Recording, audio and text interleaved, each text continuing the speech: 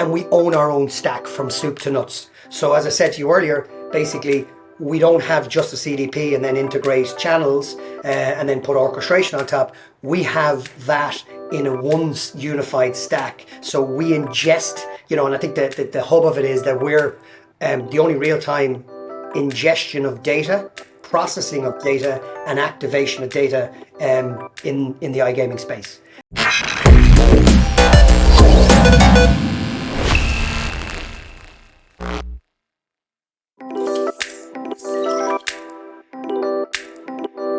Hi, I'm Amy Santos and welcome to Connected, a series from Pragmatic Solutions where we speak with the best of breed suppliers that are integrated to our PAM platform and give you an opportunity to hear about their products, services and the value they bring. Today I'm delighted to be speaking with Tommy Kearns, the CEO and co-founder from Xtremepush, one of today's leading suppliers. Hi Tommy, thanks for joining me. How's it going? Great, Amy. Thank you very much for having me. I'm delighted to be here today to chat with you. Great to have you, Tommy. Let's get straight into it. How does your solution create value for operators? What impact can it have on their business? Yeah, Amy, great question.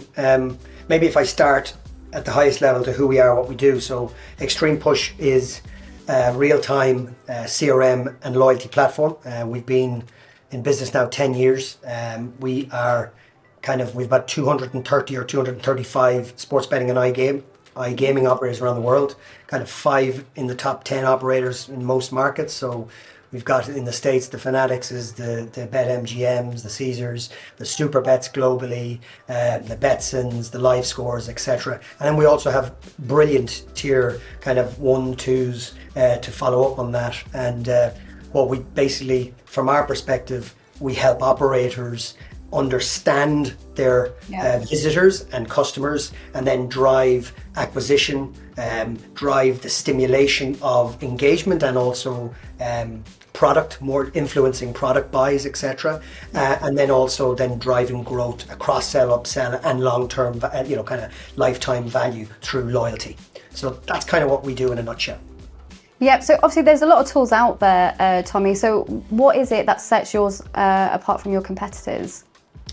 Yeah, well, I think, when you think about the capabilities needed in a CRM, and maybe you go back and again, historically, there's been point solutions, 6-7 years ago, then it was multi-channel, then it was CDPs in silos, then it was, integrate channels into CDPs.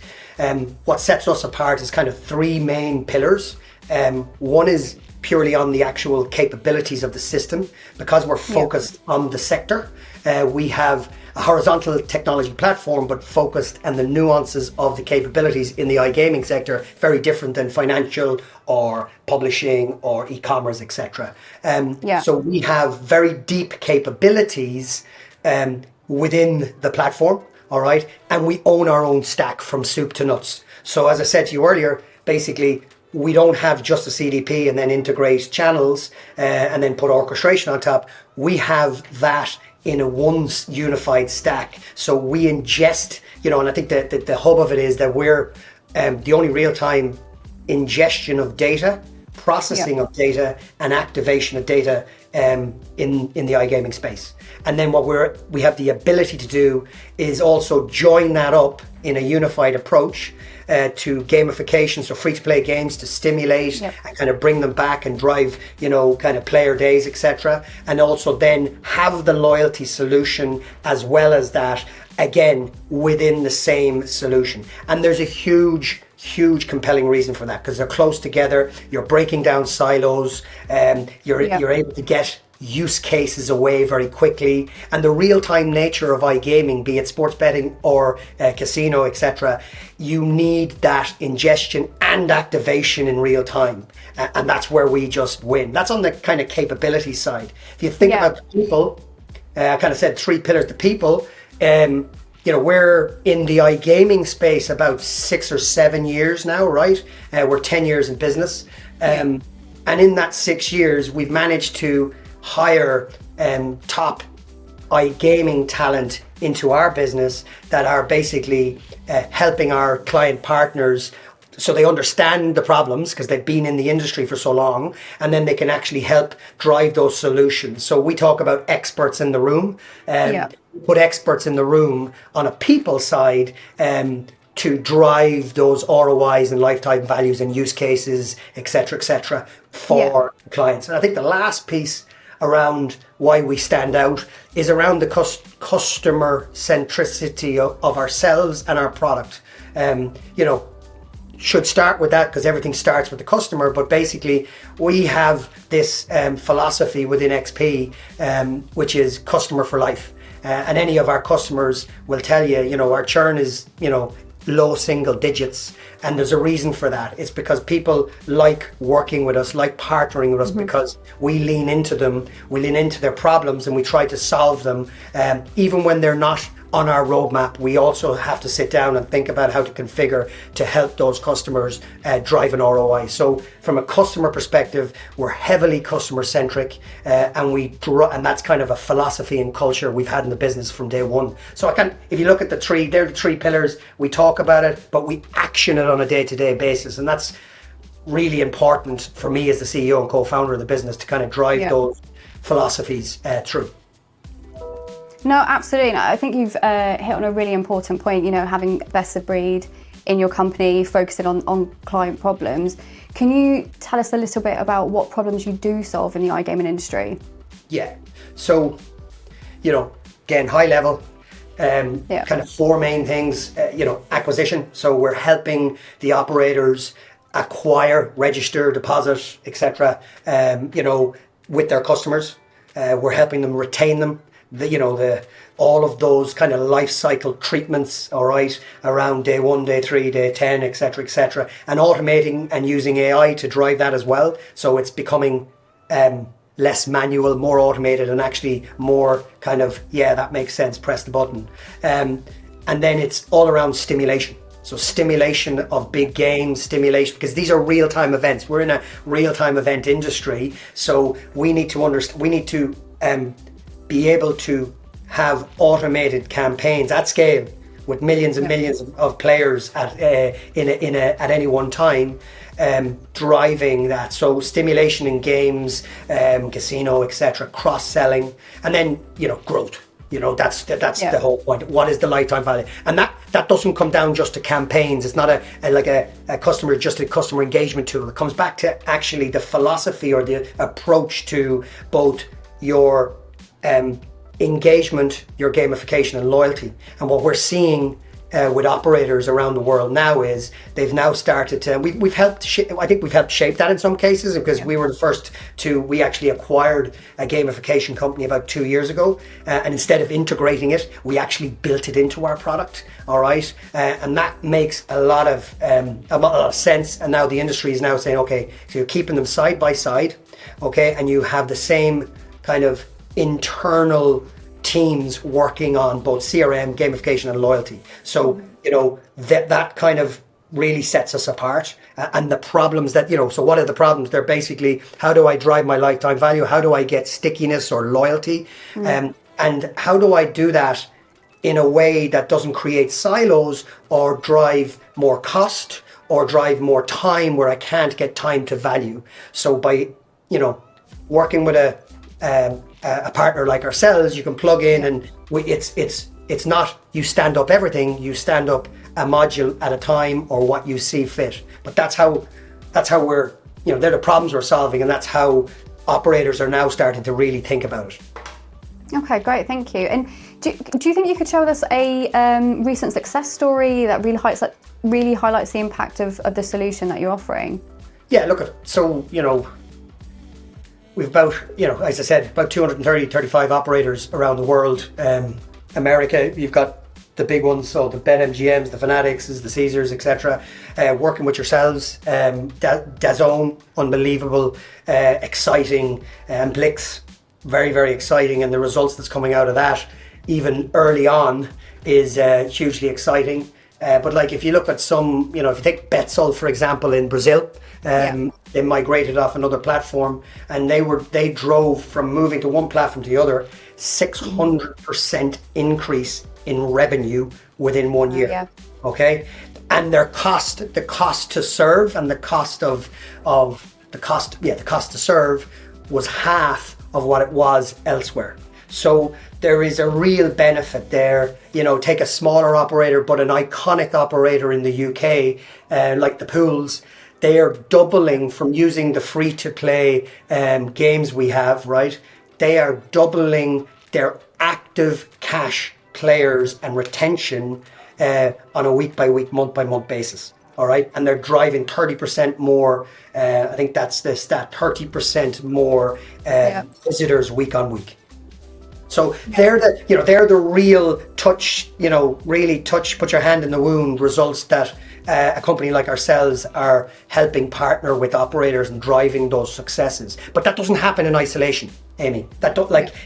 It's a partner approach. Again, it's like, we can sit down and go, here, there's all these use cases, and that's what a lot of other kind of partner or service providers do. There's the capability, go off and get it done. We don't. We sit down, we put experts in the room, and we go, right, what's the right use cases for your business, your customers, and also the DNA of the data. If you think about AI, there's different DNA in everybody's players. So there's some of the successes that we are driving on a month by month, year by year basis. That sounds really great. Thanks, Tommy. And how do you see your product offering evolving over the next 1 to 2 years? Well, look I think it has evolved hugely. So if you look back to where the industry has come from, all right, point solutions, multi-channel, you'd single personalization engine, CDPs. Now we're helping to kind of look at, okay, this needs to be a system, an all-in-one, one-stop shop, we call it one platform system, but modular, so you don't have to take everything at once, all right? And I believe we've done a good, hopefully a better than good job at kind of creating that over the last 7 to 10 years, all right? The next, we look at all complementary solutions, be it build or buy. Okay, we've done 3 acquisitions in the business so far in the last 10 years. But so we're looking at complementary solutions within the industry. So there might be a part of the puzzle that needs to be filled. So and then we have to make a choice whether we build or buy. But I think the real one that everyone keeps talking about, less people doing but still talking about, is kind of AI.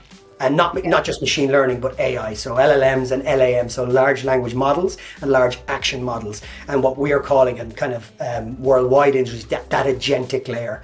So we've been working on that in an early stage, over the last 6 months.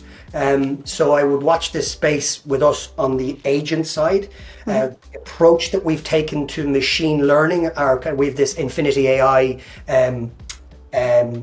module within the platform, which is our machine learning module, and we've taken a very different approach to our competitors. It is transparent, it's adaptive, and it is also so you get to see, it's not a black box. You get to see what are the feels and how are the outcomes being driven. We are very big on that because we also are quite big in the financial services industry, and they do not allow black box AI. So we believe that's only a step away from coming in, because the two industries are very similar. They're very highly regulated, massive compliance, etc.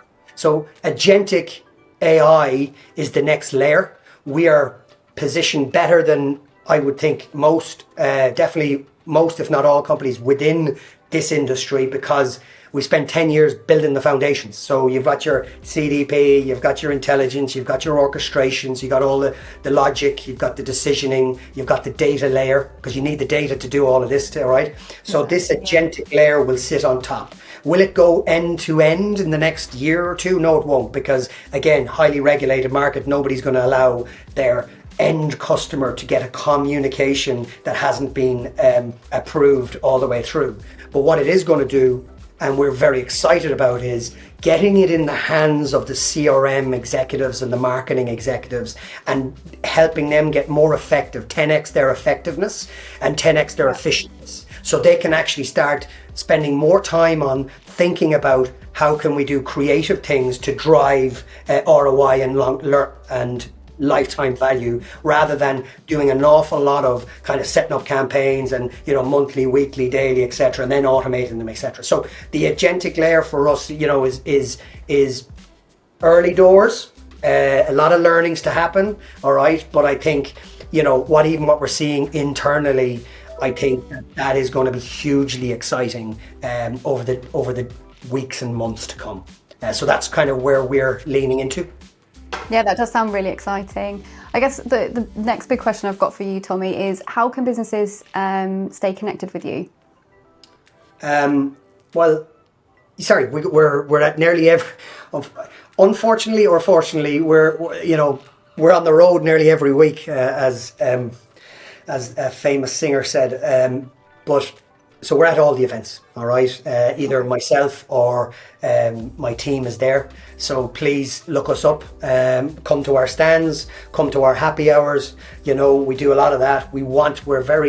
We're a relationship driven, so we're a technology company, but we're a relationship driven business. Yeah. It's really important to us. One of the things we think as AI gets ubiquitous in every industry, but specifically here, we think relationships is going to become way, way more important, because trust doesn't go away, and you need more trust as AI kind of becomes ubiquitous through the industry. Yeah. So come to our events. Yeah, look me up in LinkedIn. Please connect with me. If I can't help, and sometimes I cannot help, I'll put you into the right people in our business that can help, the experts as we call them.